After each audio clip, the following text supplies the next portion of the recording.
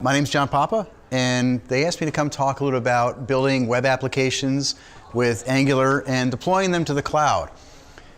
And this talk is less about the technology to build the applications than it is about how you take that application to the next level. Like, what do you do once the application is already built, and what are the things you have to consider before you actually deploy it to somewhere on the internet?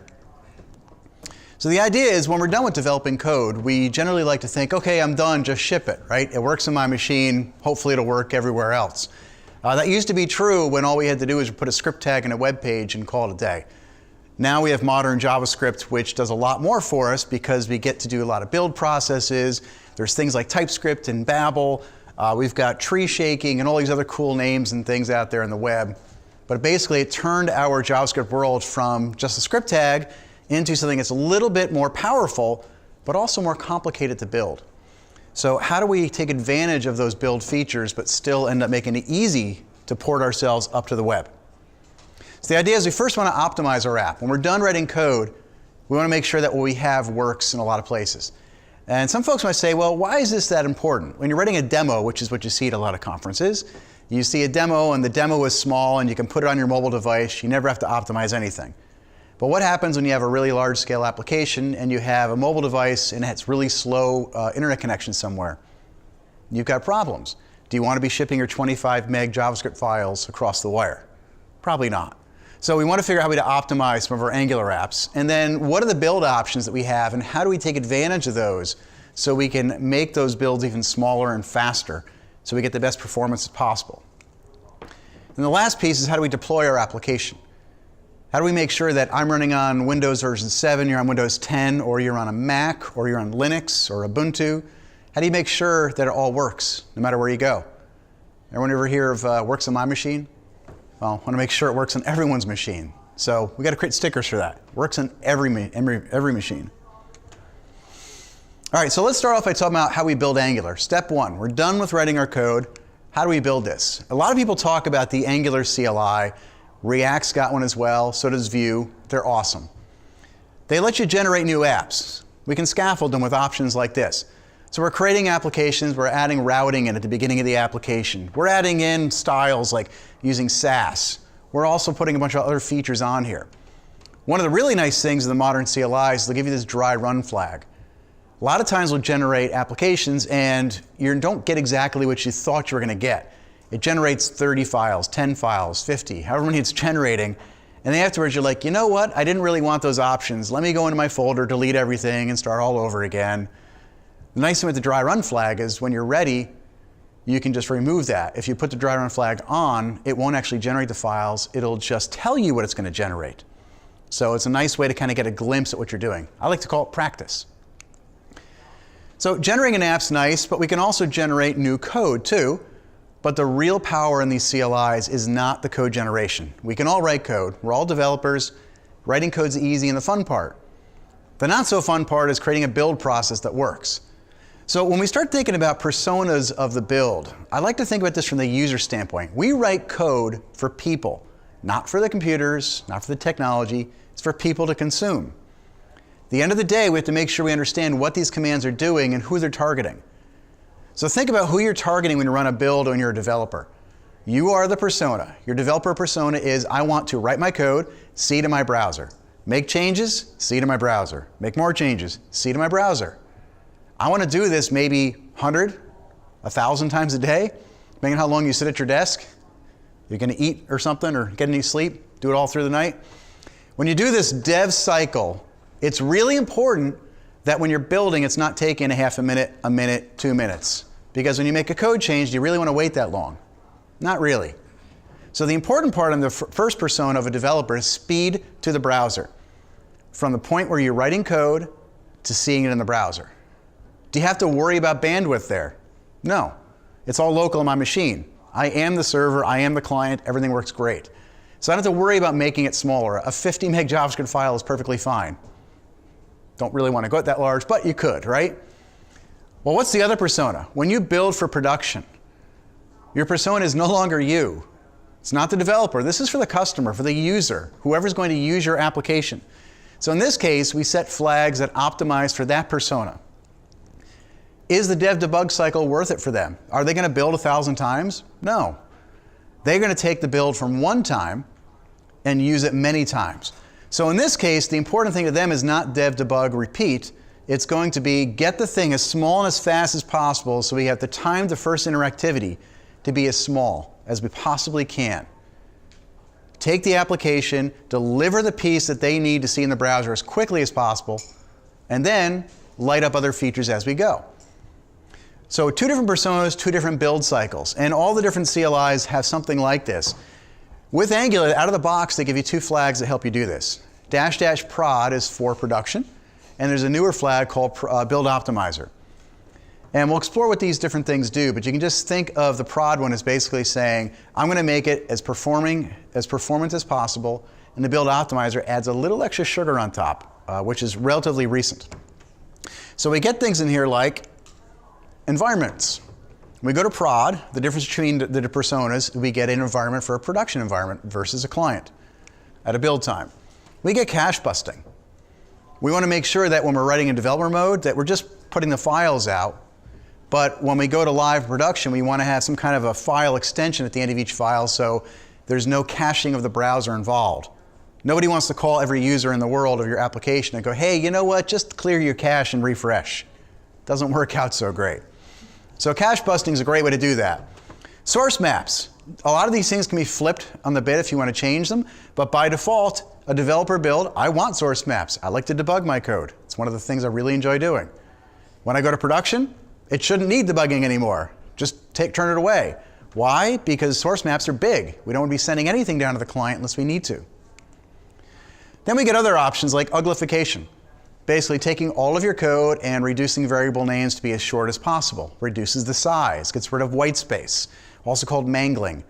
Bundling is another one. Take all this code and put them into single files. All of my code might be in 1,000 files, but when it goes to the browser, it's just one big file. Code splitting. This is the idea of taking your code into logical units and splitting them out. Why would you want to do this in production? Because maybe your app is really large, and as you go from different places in your application as a user, you start lighting up features on demand. I go for the home page. Just load the home page of my application, my dashboard. Don't load the admin area, the employees area, the HR area, unless somebody goes there. It'd be nice if our application could just figure out how to split our code into logical units so that it just lights up as we go. And what does this really do? It means the time to first interactivity is going to be shorter because all you're loading on the first load is that little bit that needs to make the application start up. So code splitting is really nice. Hard to do on your own, but the CLIs will do this for you. This one's specific to Angular. It's called ahead of time compilation. So these are ahead of time templates. Basically, at a production time, Angular will go through and it figures out, if you turn this on in production mode, it'll figure out, okay, I'm going to compile all your templates on the server while you're building. This does 2 things. It means I no longer have to compile it in the browser because the browser is slower than the server is, right? So that means there's less to do in the browser for the user. That's faster. And it doesn't have to send as much across the wire because the Angular compiler no longer has to go to the browser to do compiling. Let's put this another way. Imagine you have 1,000 users of your site. Would you rather have all 1,000 of them compile the application every time they hit it, or would you rather have it happen once in the server? So ahead of time, we'll do that for you with Angular. And then more modern things it'll do, like tree shaking. This is where the build optimizer flag comes in. Out of the box, the AOT flag does a little tree shaking. The build optimizer will do even more. I like the name tree shaking because it gives me an opinion of when I was a kid, I used to go to the apple trees. And I used to shake those little tiny ones, not the big ones, but shake the little tiny ones, and like some of the apples would fall out. That is, imagine this tree is your code base. And all the apples are different pieces of your code. The ones that fall to the ground are the dead code in your app. We all write code and then later on we refactor.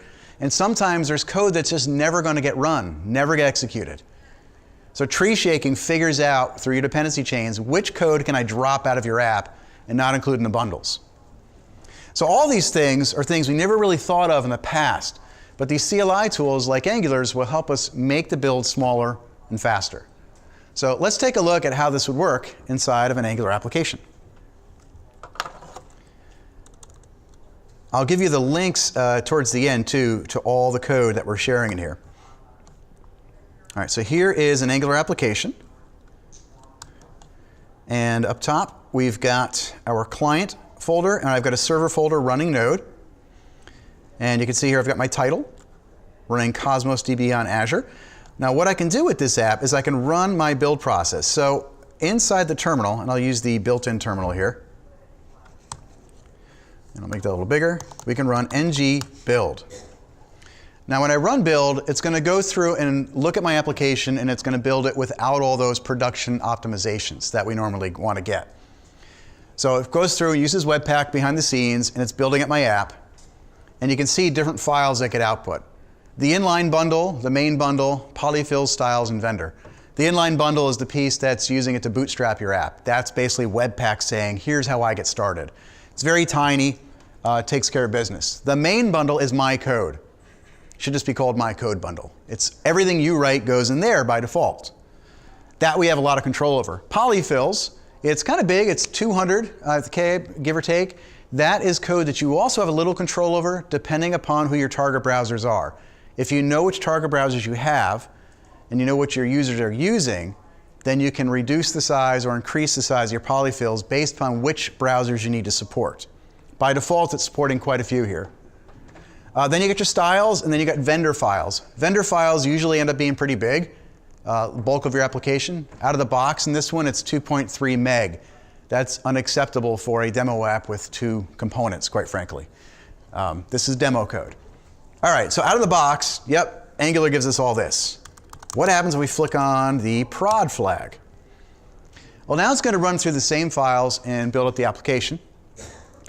And it's going to do a couple extra things. Remember that chart we just looked at? It's going to put the cache busting on there, so the file names will change slightly. And our sizes should change a little too. This is a small app, so we're not going to see huge differences. Notice the polyfills went from 200 down to 66K.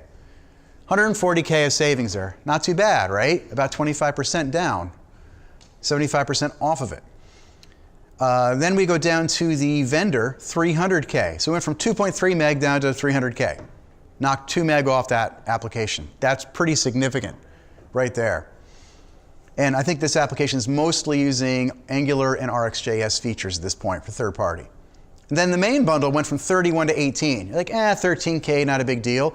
But imagine that that app was much larger. You know, that's like a 40% savings right there. So you've already shaved quite a bit off. But what more can we do? But wait, there's more. So the Angular team built this other flag called Build Optimizer, which I never spelled correctly in any demo. So let's see if I did.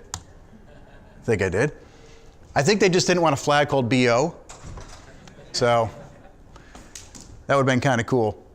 All right, so this is going to go through and do the same production build and all that. And then it's also going to do a little bit of smarter stuff with the tree shaking to figure out what other dead code could I possibly get rid of.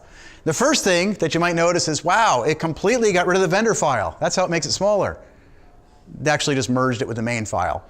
So it looks like Angular threw away the vendor file. But now the main file on the bottom, 268K, we look at that compared to the vendor file and the main file up top, 334K. So we lost quite a bit more out of our application just by turning on the tree shaking features in the app. So the good news is, out of the box, we can run all of these flags and get quite a bit for our application. But there's more we can do. This is just automated tooling. There's other options that we have as well. Let's go look at some of the source code. And we'll close that down. So I'll show you a couple places that you really could save your application. Now, the first one would be in a module. Let's say you're inside of a module like this with Angular, and you're importing all the stuff that you're using. Angular is smart enough to know if I pull in the forms module up top there, and I'm not actually using it, it'll figure that out through the tree shaking that, you know what, you're not using this, I'm going to remove it. So that build optimizer takes care of it, which is great. But what happens if Angular can't figure it out on its own? Well, let me show you a time where it has problems with this. So here in this app, and there's new syntax for this, but I want to show this just to give you an idea. Let's say I'm using RxJS. With RxJS, before version 5.5, this is the syntax where we went and got operators. In I think it was 5.5. Is David in here? Is it 5.5 or lettable operators came out? It's 5.5, but they have 5.6 now. Yes, now they're at 5.6. So yeah, there's basically what happens in line 7 and 8 saying, go get me the catch operator, go get me the map operator. Those are strings. JavaScript loves magic strings, but with magic strings, you can't get a strong type dependency and figure out what the dependency chains are very easily. So what happens here is some people end up in their application with, I want the catch, I want the finally, I want the map, I want the do, I want the tap. And they start adding in all of these different features. And they're like, you know what, John? I don't really want to have 20 import statements in my file in every file. I'm going to make my life easier. And I'm going to do this. I mean, how many possible things could be in RxJS, right? So this is what we did in the early days of Angular, and we used to complain to the Angular team, why Angular so big? And they're like, because you're coding bad. They were right. But so going through that, it was easier. Oh my gosh, line 9 is so much simpler to write. But when we do this, if we run through the build optimization now, Angular can't, or the build process can't entirely figure out what's not being used from RxJS. There's like 100 and some operators in RxJS, and it pulls them all in. The size of my app is going to explode. So with tools like this, it makes it hard to figure that out. So some of the options we have is we can come down and we can run our, actually let me run a different command here. I put this into there. There's a tool called Webpack Bundle Analyzer, which allows us to look at this. And I'm going to run the build process with this stats JSON flag. So we'll go back here, we're on npm, oops, that's not the command. npm run, and it was gen stats, I believe. Let's see up there. Yep, that line. So when we run this command, it's going to do the same build without the build optimizer for now. And show the stats JSON file. This stats JSON file can then be inspected by tools so we can get a glimpse at what's inside of our application. Now we'll take a look too at the vendor bundle just to see how big it got. It's 500K. If you remember, I believe it was around 350 at the second step before. So we added 150K to an optimized build. And that's stuff we're not even using, just so I could get one line of code in there. So how do we look at this? Well, we can use this Webpack Bundle Analyzer to look at the file that we just created, stats.json. So we can run npm, run, and then it's gen report. This will take a look at that file, and it'll open up in the browser, and it shows you a bunch of rectangles. Yay, rectangles. What you look for here is you start looking at your app to see what are the larger ones, the largest ones, the ones that are showing you how large those are in your application relative to the smaller ones. So we can see our vendor bundle is pretty big. We can go over here and we can turn off everything but vendor just to look at that. We can notice like where the size of our app is. There's not much to reduce here, even though it's kind of large, the Angular core. We kind of need Angular to run Angular. But then we look over here, we look at RxJS. That is just as big as Angular, but am I using, oh my, I can't even read that. You know, look at all these operators over here. It's kind of insane. So you start drilling down and you're like, I have never heard of half of these things. Why are they in my application? So that gives you a hint right there of what to look for in your app. Generally when I'm optimizing apps, I'll look at these charts, I'll kind of explore the code, do some searching and figure out where can I make changes to my code so I can reduce this. So now as you might imagine, if I went back to my code and I reduced the size so I actually read it, and I took that line of code out and I put the other one back in and then we reran it, in the browser, we'd end up with a much smaller bundle in those rectangles. So let's take a look at another tool that you can use too. There's probably 7 of these on the market these days. They're all free, but what I like about these tools is you can use the top one to build, and then you can say Source Map Explorer. That's another tool that actually looks at your source maps to find what's big. The bottom one looks at the Webpack Stats, which is the one that we just took a look at. So it's 2 different ways of examining the same code. Sometimes I see something in one I don't see in the other. There's also tools out there that do like pie charts with it if you like pie charts instead of rectangles. So very, very cool tools, help you really drive down the size of your applications. Okay, so we talked about how we spent some time performance tuning our apps, but how do we make this run everywhere? I hear this all the time. I used to work at this place. And when I worked at this place, I heard probably on a daily basis, hey John, that app that I was building on my machine, it's running on a different version of Node over there and it's not working, or it's running on a different operating system over here and it's not working. And And it was like, oh my gosh, how do we make it work everywhere for everybody all the time without worrying about this? And that's where containerization kind of came out to help us. So I'm not a huge, I'm not all in on Docker for every single feature. The thing I love about Docker is I love the fact that it solves that problem for me. I like that I can just build my app and I can give it to you and it just works. So think about what we want to do. When I deploy a web app, I really want to have a script for what I'm doing. And I do this on my local machine. I'm going to install Node, then I'm going to install my dependencies. And then I'm going to run through my build assets. And then I'll build my Express server or my ASP.NET or Java server. And then I'm going to copy it all to a certain folder and get the file paths right, because that's usually a fun adventure. And then I'm going to copy it or FTP it to another machine. That's usually what I do. We use Jenkins or any kind of build process to do that. The big problem is, does the version of everything that everyone's running always work on all of these? Probably not. One of the most common things I see is, hey, I'm using Node 8.1, you're using Node 6.11, something happened, or it's Node 4, or Node 0.10.30. You have no idea what version people are running. What version of NPM did they install it with? So one of the things we'd like to do is automate this.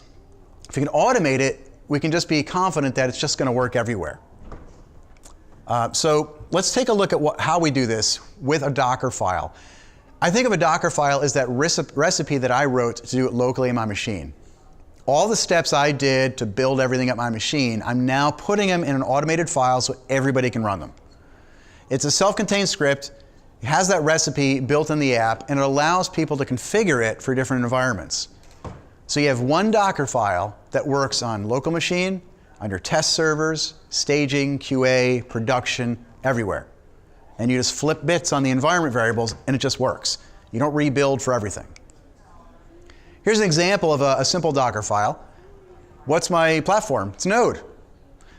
What folder am I using? Copy my package JSON over, run my npm install. I can put on flags there for production or silent if I want. Build my Angular application, expose my port, run Node. Everything's in there to do what I need. And then I can configure this so I can put it into GitHub and everybody can just run it themselves. So we create the Docker file, we build it and we run it, and then we debug it. Well, hold on. We're talking about deploying. Why am I talking about debugging? I don't trust anything that says, I'm going to do everything for you and put it into a little container and wrap it up and you can't have access to it, but just trust me, it just works. And that's kind of where containerization kind of came out of, right?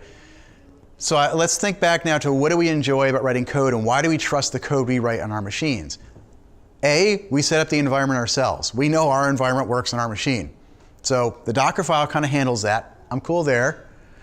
B, I can look at the files at any time. If something's going wrong, I can go examine the file system. So with Docker, how do I do that? Another one, look at the logs. When I was running, can I actually see the running logs of my server? I want to look at that too, and the most important to me is debugging it. How do I debug a thing if it's in Docker? What happens? So before I can ever trust putting it in the cloud with Docker, I want to see if I can do these things locally. So let's go back to our app, and we'll close down the running app, and we'll kill all the processes. I've got a Docker file here, and it's a little longer, but the reason I made this longer is I like this thing called a multi-stage Docker file. First, I'm saying, I want to build my app with Angular. I'm going to get this Angular CLI image. And then that's got my version of Node, which is 6.11 in this case. And then I'm installing NPM, copying my files, and I'm using that really performing build process with the build, optimizer, and prod flags. And then when I'm done, you'll notice I'm just calling it client app right there on line 2. It's called a multi-stage build because I don't actually want to deploy everything in that image. That image has the source code, and it's got a bunch of dev dependencies. I don't want that on my production server. Then I build my Node server, which is much simpler, and here I'm just getting the production versions of my Node modules and my Express server. And then the final one is to say, all right, now copy everything from my Node server over, and then only copy my distribution folder from my client build, the things that I actually built. So the only thing that'll be in my image at the end of the day is just what it needs to run. Nothing else. I'm not putting all this other stuff in there because I don't really want to expose all my development code and maybe I have secrets or other things like that in there. Don't want it. So inside of VS Code, it makes it easy. We can run this command right from the command palette. We can say docker compose up, and I'll tell it to run debug version of this. Well, what's a debug version, John? Let's go look. The debug version of this Docker Compose differs from the production version slightly. Now the Docker file is the same for both, but Docker Compose for debug, I set a node environment variable to development. And I expose the debugging ports. And I run it with the node inspector. That's the only difference between running debugging version versus a non-debugging version. I want to make sure I can actually get into it. I wouldn't want to deploy this in production because I wouldn't use that environment, and I don't want to expose that port for debugging to a live production site. So the app's up and running. All right, how do I know it's running? This is where I got stuck when I first ran it with Docker. Like, great, it's running. How do I get to it? Well, there's this cool Docker extension that you can get inside of VS Code called Docker. And you can see your containers over here. I can right click and I can show the logs. So down here now in the logs, I should see, oh look, it's running at port 3001 and there's Mongoose running against my Mongo MEAN application. I can click on that and up and running, there's my application with my data. So now I'm running my application by looking at the logs. Never had to leave my editor. All right, let's close down the logs. What if I want to see what actually made it to that machine? I can attach a shell by right-clicking. And now I can do an ls. And look, there's my code. I can see the files that made it over. And you'll notice there's a public web folder. That's my distribution folder for my Angular application. So I can just look into there, and there's those files that we were building for the production build of Angular. All right, that's great. So I've got access to this. Let's jump out of here. And let's debug it. So the next step is to go to the debugger. And there's this thing called a configuration for debugging. Now, VS Code has this out of the box. If I delete this right here, and I click on Add Configuration, you can see, oops, it doesn't disappear on me. You can see there's a Docker one right up top. So I can click that in it. Now, I'm going to turn back to the one I had for a moment, just because I changed the workspace root. Notice on line 20, I'm pointing to the folder where my node server lives. That's the real important one here. I'm attaching to the right port, looking at my container. I want to look at my local code so I can debug what's in the container mapped to my local source code. Then I simply select Attach the node. I press Run. It's going to attach the running instance. We'll pull this down. Let's go over into my routes file.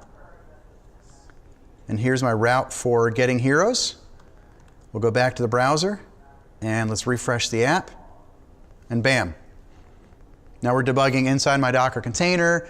I can examine the variables. I can change them if I have watches on them. I can look at all the local variables and explore them and do anything else that I want to do. Step through it, continue, and move on. So that makes me feel good, right? I feel like now with Docker, I have this comfort level of I can do everything I need to do without learning CLI commands and other stuff from terminal. Right inside my tooling, I can do this. And I still have access to the files, the logs, and debugging. Awesome. So now we've done local debugging on it. Assuming we feel, wow, that was back to the first slide, okay. Let's start over. Just kidding. So assuming that makes you feel better, then the next step is, all right, let's see that container run everywhere. So we ran Docker Compose. That's what happens when I did it through the command palette. You can run these yourselves through the command line as well. Once we go to the cloud, we want to tag the image. The tag helps us because now we can say, where's it going to live? Just like node modules live in NPM in the cloud, we can take those up there like Maven for Java or NuGet for .NET. There's a registry concept for containers. There's Docker Hub, which is a public one, or you can use one on Azure or a private registry at your own company. So you can put your containers in them. So we tag it with the name of where we're going to send it and the image, and then we push it to that registry. That puts it up in the cloud for somebody to use.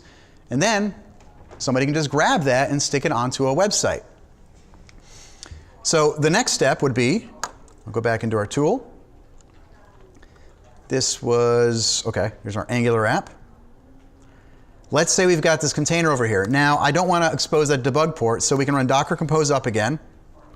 This time I'm going to choose the regular Docker Compose file. Let's go look at that one. You notice this is slightly smaller than the other one.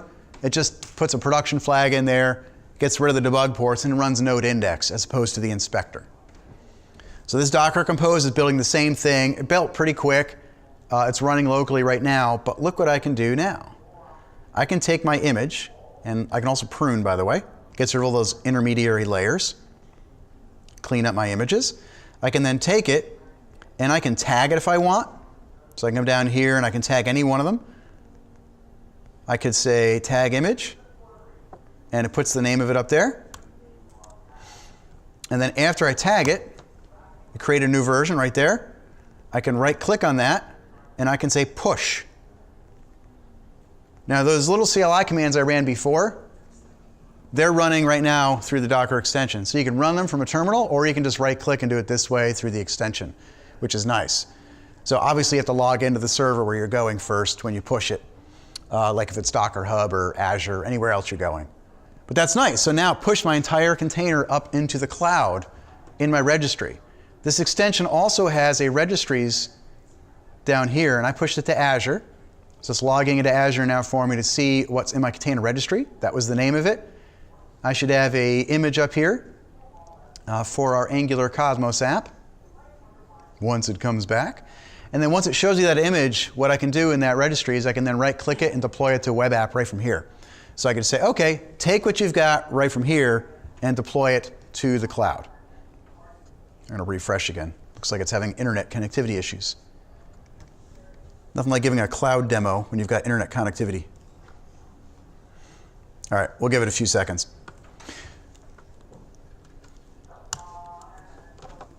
So what we want to really do is that lets us do it locally. And that's really cool for local. But what happens if I'm the guy who built that, but then you need to build it, and I'm out to lunch, or I'm talking at a conference like this? Who's going to push our code to the cloud? If it's always done locally from your machine, it's kind of hard to automate that. So what we really want to do is we want to be able to push code to like GitHub, put it in a master or a production release branch, and then have GitHub notify our CI/CD server. It could be Jenkins, Travis, CodeShip, VSTS, whatever your favorite one is. And then that does your build process, builds your Docker file, same thing we did locally, sticks it in a container registry, and then automatically pushes it to a web in the cloud for you. It'd be nice if we could just, all we're doing in that case, commit our code. Push, do a merge, and then just go look at the browser and it's there. That'd be great. Then it doesn't matter if I'm out to lunch because anybody else can run it. I guess that's not job security, but that definitely helps automate. So let's take a look at how CI/CD works. We'll see if that tool came back. It's still thinking, look at that. We're going to refresh the whole tool and see what happens. I do not control the internet, although I wish I could. All right, registries, Azure. I see it spinning and thinking. And yep. Oh yeah, look, that came back. And now it's thinking again. Oh, there it is, cool. So I can look inside of this. That's my Angular version of the application. There's my tag for latest. I can right-click it and deploy it to an app service. This is pointing to Azure because it's in an Azure registry, but you could do it to any cloud provider through the other ones like Docker Hub. Resource group is something I can pick. I want my Linux one. That's like a logical organization of where they can go, or I can create a new one. I can say the Papa DevFest group. Oops. Create a new source group, give it a name. Where do I want to put it? We can put it in Southeast Asia. How's that sound? And then we could stick it into a service plan, or we can create a new service plan. Who wants to spin up a really expensive server with me? All right, let's do it. I'm going to name it so I can get rid of it later. Let's go for an S3. That means lots of processors. Now let's give it a unique name, the Papa DevFest app. So down below, you're going to see what's happening. It's going out to Southeast Asia. This is where I imagine Scott Guthrie sitting out in a server, waiting by the phone. He hears the call. He's like, oh, somebody wants a new server. And he gets up, spills his coffee, runs over, he gets a server, plops it in the machine, spins it up, and then we have a new web app. Well, what's actually happening there is they're provisioning a new server, and it's going to use the image from the container we pushed to then spin that up inside the cloud. Now, while that's happening, let's go look at an existing one that we have. So once it's there, oops, wrong one. There's also an extension for Azure App Service, which I can log into. And see, it's already spinning up. That's cool. I can go into the app, and you're going to see something kind of neat down here. Application settings. Remember I said this was a production site. I'm looking for environment variables. How do I set those? Well, I can right-click right here and add my environment variables. So I could say, hey, node env, and that's going to be production. Now, I've got database settings and connection strings and other stuff there, and they'll all appear as well. I'm not sure if the machine was entirely spun up when I did that. We'll find out. And then once you're done, you can just click on this and run to it. It shouldn't hit the database because I didn't set up all the strings for that quite yet. But let's go back here, and let's refresh it. And hopefully it saved the one I had. If not, we'll look at a different one real quick. So here's another one with some application settings. Hopefully my keys are hidden. There we go. Now my keys are hidden. I'll have to change those now. Darn it. But you can see in node environment, there I got my Cosmos DB ports, database connection strings. You can set all that right here. Never had to leave my tools, which is, to me, pretty cool in the application. But again, that's local. How do we do this with production code? Let's go up to CI/CD server. I've got another app here, this Angular app. Let's kill this now. And let's say I wanted to view this in the cloud. Now notice this one is our Angular application hitting Cosmos DB. I've got this custom URL called secureheroes.com. And yes, I have a site called Insecure Heroes too, because heroes are humans. And let's see, is it going to spin up? Definitely having connectivity issues here. There we go. It's thinking. Go over to network, refresh. I changed the database key, so we're not going to see them there. But we can see the app title there on the application.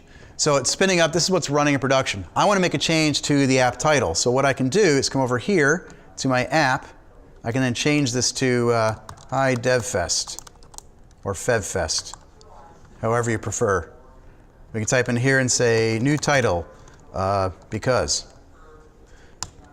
And I can push.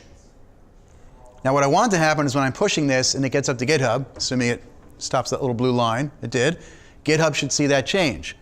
Okay, so then I take my change over to GitHub. Let's go check that out. So it's an Azure samples, Cosmos DB. I was using the develop branch, and we'll go look at that branch real quick. Where's develop? Down here. And you can see less than a minute ago it made it up to here. Great.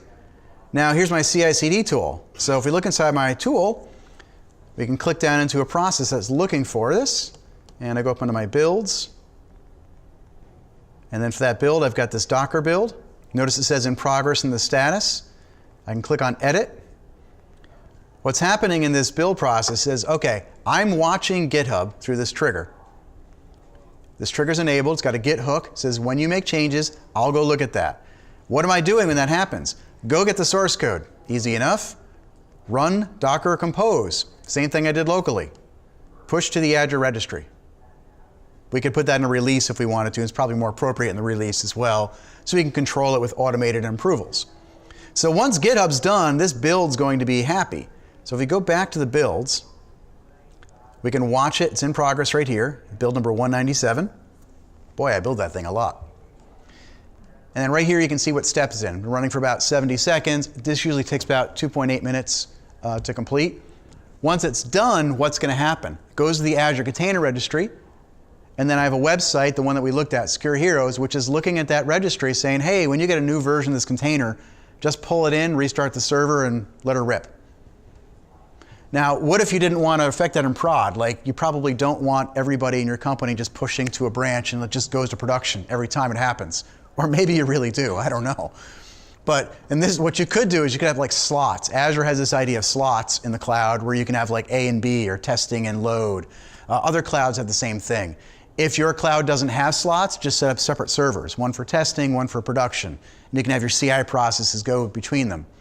The cool idea behind slots though, which a lot of the clouds do now, is that if you have an A and a B slot, you can keep your A one running production, you deploy this to B slot, And with a different URL, you can check it out, make sure it's working. Once you're happy it's working, you can flip it over or use a load balancer to flip if you get like a light and dark. You want to do something like that. So depending on how complex your CI and environment is, you can do all these things.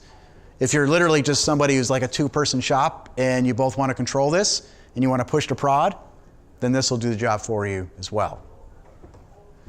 So it's running through here. It should be just about done. The npm installs take the longest piece of building these up.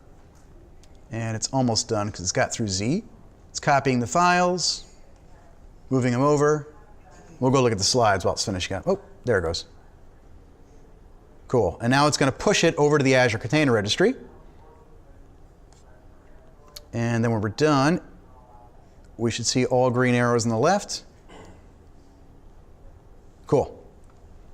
Now over here, it's reloading this app. So usually it takes a couple seconds. It's actually reloading the server behind the scenes.